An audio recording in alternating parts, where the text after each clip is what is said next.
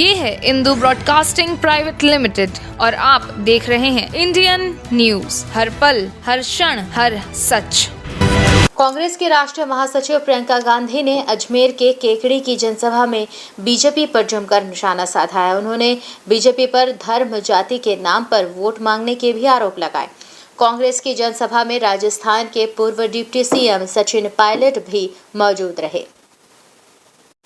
केकड़ी की जनसभा में कांग्रेस नेत्री प्रियंका गांधी ने पीएम मोदी के बयान पर पलटवार करते हुए कहा कि बीजेपी को राजस्थान में कोई चेहरा नहीं मिल रहा, इसलिए पीएम बौखलाहट में उलूल जुलूल बयानबाजी कर रहे हैं।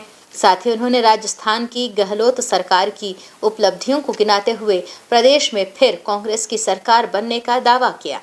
प्रियंका ने बीजेपी पर निशाना साधते हुए कहा कि बीजेपी देश की अकूत संपत्तियों को अडानी जैसे उद्योगपतियों को सौंपने में जुटी हुई है।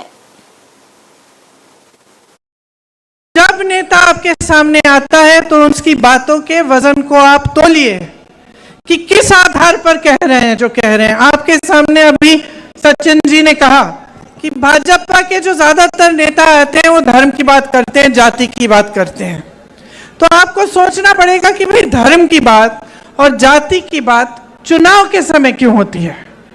जो नेता ये बात चुनाव के समय कर रहा है, इसका मतलब है कि उसके आधार पर आपसे वोट मांग रहा है। तो कह रहा है कि भाई धर्म के आधार पर वोट दो या अपनी जाति के आधार पर वोट दो, तो इसका मतलब है कि काम के आधार पर मांग नहीं सकता। क्योंकि जो असली नेता होता है, जिसने आपके लिए काम किया, जैसे रघु शर्मा जी ने आपके लिए काम किया, हमारी सरकार ने यहाँ पे आपके लिए काम किया, चुनाव प्रचार में निकली थी। तो मैंने गहलोत जी से पूछा, आपने यहाँ राजस्थान में अपनी सरकार में कितने रोजगार दिलवाए हैं। गहलोत जी ने कहा कि देखिए 2 लाख रोजगार तो दिलवा दिए हैं हमने और 1 लाख और की हमने घोषणा की है, जिसमें से 40,000 प्रोसेस में है। और आप सोच सकते हैं कि यहाँ हमारी 5 सालों से सरकार है, यहाँ के मुख्यमंत्री कह रहे हैं कि कांग्रेस के शासनकाल में आपको 2 लाख रोजगार दिलवाए हैं।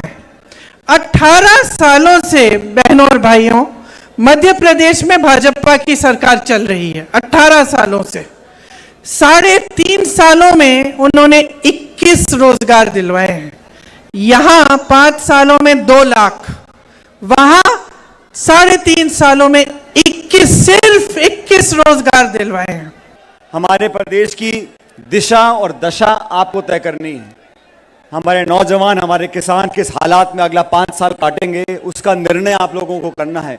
ये चुनाव बहुत महत्वपूर्ण इसलिए भी है साथियों कि हमने 10 साल में केंद्र की भाजपा की सरकार को देख लिया। मैंने कहा यहाँ का कांग्रेस का कार्यकर्ता चट्टान की तरह आपके साथ खड़ा रहेगा, और वही हुआ। हम 8 सीटों पर जीते और रघु शर्मा जी सांसद बनकर गए, और उसके बाद तो पीछे देखने का मौका ही नहीं मिला।